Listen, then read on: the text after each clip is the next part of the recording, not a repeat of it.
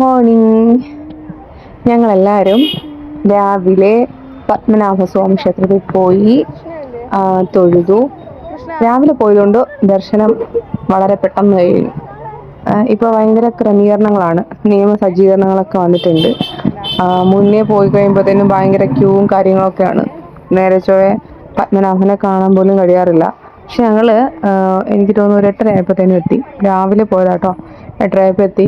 Q ഒക്കെ നിന്ന് തൊഴുതിട്ട് ഒറ്റ വരി അല്ലെങ്കിൽ 2 ലൈൻ ക്യൂ അങ്ങനെ നിർത്തിയായിരുന്നു തൊഴുത്. അത് കഴിഞ്ഞ് നല്ല ഭംഗിയായിട്ട് തൊഴാൻ പറ്റി പത്മനാഭനെ.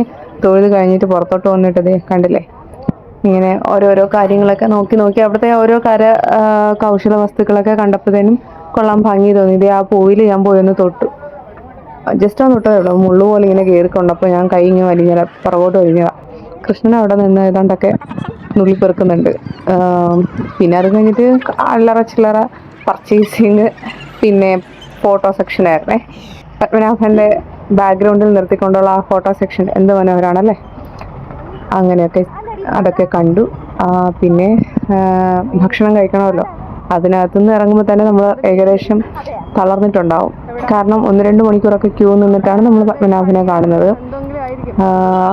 ശരിക്കും പറഞ്ഞാലേ ഒരു റിലാക്സേഷനാണ്. അതിനകത്ത് കയറി കഴിയുമ്പോൾ വല്ലാത്തൊരു വൈബാണ് അതിനകം. ഞാൻ പറഞ്ഞു തരണ്ടെന്ന് തോന്നുന്നു, കുറച്ച് പേർക്കെങ്കിലും അറിയാം. പിന്നെ ഭയങ്കര തിരക്കാണ്, സ്കൂളിലെ പിള്ളേരും ഒക്കെ ആയിട്ട് ഭയങ്കര തിരക്കാണ്. അത് കഴിഞ്ഞിട്ട് ഞങ്ങൾ പോയത് ലുലു മാളിലാട്ടോ. ലുലു മാളിൽ വന്നു. അവിടെ ഞങ്ങൾ വന്നിട്ട് ഗ്രൗണ്ട് ഫ്ലോറിൽ നേരത്തെ ഫസ്റ്റ് ഫ്ലോറിലേക്ക് പോകാനായിട്ട് എസ്കലേറ്ററിൽ പോകാനായിട്ട് കയറുക. അതേ കയറി മുകളിൽ ചെന്ന് അല്പം സ്വല്പം പർച്ചേസിങ്. പിന്നെ മോള് പിന്നെ കാണാനും ഉണ്ടല്ലോ, ഒത്തിരി കാഴ്ചകളുണ്ട് കാണാനായിട്ട്.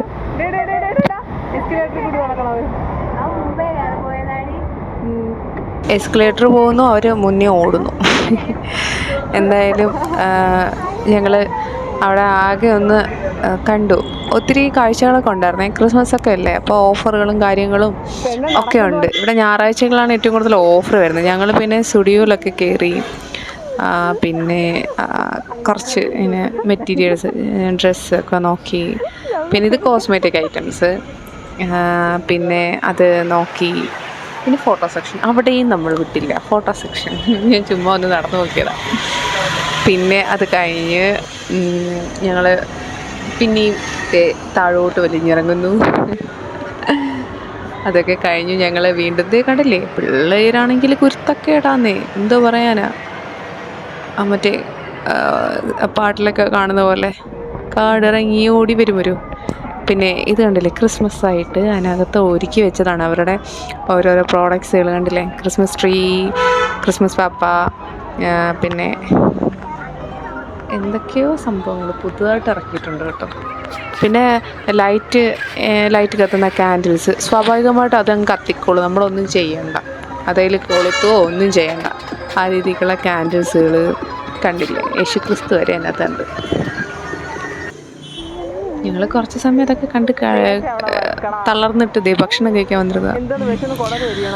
അങ്ങനെ ഭക്ഷണം കഴിക്കാൻ വന്നപ്പോൾ അവിടെയും വെയിറ്റിംഗ്. കുറച്ച് നേരം വെയിറ്റ് ചെയ്തു. എല്ലാവരും പാത്രമൊക്കെ എടുത്ത് കാണിക്കാൻ തുടങ്ങിയിട്ടുണ്ട്. അവസാനം വെയിറ്റർ കൊണ്ടുവന്നു ആഹാരം. അവിടെ കൃഷ്ണനും ആകെ പെട്ടിരിക്കുവാണ്. പക്ഷെ വീഡിയോ ഒക്കെ കാണുമ്പോഴത്തേനും ഒരു എൻജോയ്മെൻ്റാണ് അവർക്ക്.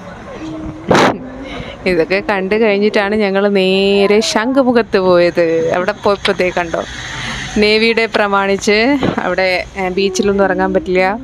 അപ്പോൾ പുറത്ത് തന്നെ ഇരിക്കേണ്ടി വന്നു. പിന്നെ അവരുടെ നേവി ഡേ പ്രമാണിച്ചുള്ള ട്രയൽസ്, നേവി ഡേക്ക് അവരെ ഒരുക്കി, അതായത് അതിന് മുന്നേ കാണിക്കേണ്ട പ്രകടനങ്ങളും കാര്യങ്ങളുമൊക്കെ അതിൻ്റെ ഒരു ട്രയൽ നടത്തില്ലേ, അതായിരുന്നു അന്ന് അവിടെ ഉണ്ടായിരുന്നതേ. അങ്ങനെ ഞങ്ങൾ അങ്ങനെ അപ്രതീക്ഷിതമായിട്ട് ഓരോരോ സൗണ്ടുകൾ കേട്ടപ്പോൾ നോക്കിയപ്പോൾ വെടിയും പുകയും ഒക്കെ വരുന്നു. എന്താണോ, വല്ല ഭൂകമ്പം ഉണ്ടോ എന്നൊക്കെ ഉള്ള രീതിക്കായിരുന്നു ഞങ്ങളവിടെ ഇരുന്നത്. ഹെലികോപ്റ്റർ വരുന്നു, തീ പിടിക്കുന്നു, പിന്നെ ഒരു ഹെലികോപ്റ്റർ വരുന്നു. പിന്നെ കണ്ടില്ലേ, നേവിക്കാർ അവരുടെ യൂണിഫോമിൽ, അത് നല്ല രസമല്ലേ അവരുടെ ആ യൂണിഫോം കാണാൻ. വൈറ്റ് ഡ്രസ്സിൽ ഇങ്ങനെ പുറത്തോട്ട് പോകുന്നത്. പിന്നെ അത് കഴിഞ്ഞിട്ടേ അവിടെ താഴെ കുറേ മരക്കൊമ്പുകളുണ്ടായിരുന്നു. ഞങ്ങൾ അതിൻ്റെ മണ്ടയ്ക്കൊക്കെ വലിഞ്ഞു കയറി. ഇതെന്താണെന്നറിയാവോ?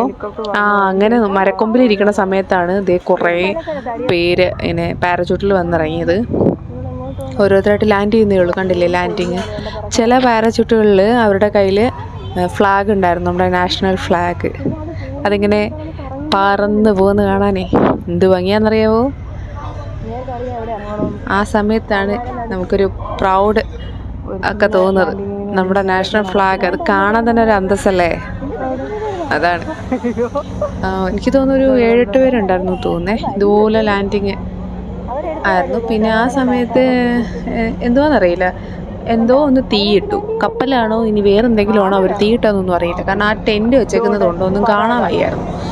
പിന്നെയെന്ന് പറഞ്ഞാൽ കണ്ടോ, ഓരോരുത്തരായിട്ട് ഇറങ്ങുന്നതേ ഉള്ളൂ. പാരച്യൂട്ടിൽ വന്നവരാണിത് ഫുള്ളും. അവരാദ്യമൊക്കെ ഒന്ന് ഉലാത്തി നിന്ന് കുറച്ച് കഴിഞ്ഞപ്പോൾ തന്നെ അവർ തന്നെ ഡംപിൾ ചെയ്ത് താഴോട്ട് വരുന്നു.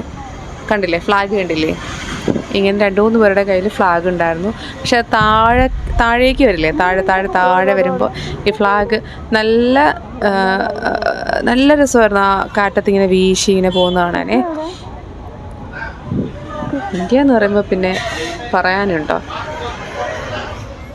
നേവി ഡേക്ക് അവരുടെ യൂണിഫോമും ഒക്കെ കാണുമ്പോൾ തന്നെ ഭയങ്കര ഒരു കുളിർമയാണേ.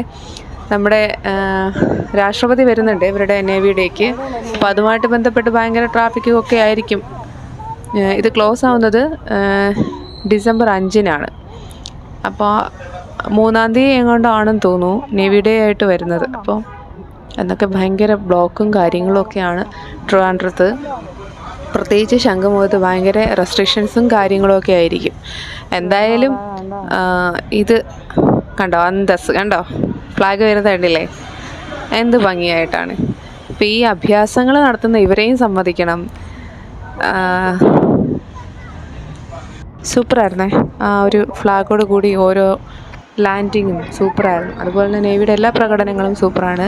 ആ സമയത്ത് ഭയങ്കര സൗണ്ടാണ്, പക്ഷെ എന്നാലും കുഴപ്പമില്ല. ആ സൗണ്ടൊക്കെ സഹിച്ച് ഇതൊക്കെ കാണുന്നുണ്ടെങ്കിൽ അത്രയും നല്ല ഒരു കാഴ്ച ആയതുകൊണ്ടല്ലേ.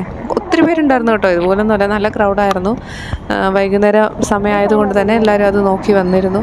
അപ്പം പിള്ളേരെന്നോട് പറഞ്ഞു, ന്യൂസ് ചാനലൊക്കെ വെച്ച് നോക്കിയത് പെട്ടെന്ന് ഈ പുകയൊക്കെ കണ്ടപ്പോഴേ വല്ല ഭൂകമ്പം വല്ലതും ഉണ്ടോ എന്നൊക്കെ അറിയാനായിട്ട്. ഞങ്ങൾ പിന്നെ ഇതൊക്കെ കണ്ടൊന്ന് നോക്കിയിട്ട് പയ്യെ അവിടുന്ന് പോയി. കുറച്ച് സമയം ഉണ്ടായിരുന്നുള്ളൂ. അപ്പോൾ ഇത് ചെറിയൊരു വ്ളോഗാണ്. നിങ്ങൾക്ക് എല്ലാവർക്കും ഇഷ്ടപ്പെട്ടു എന്ന് വിചാരിക്കുന്നു. ബൈ.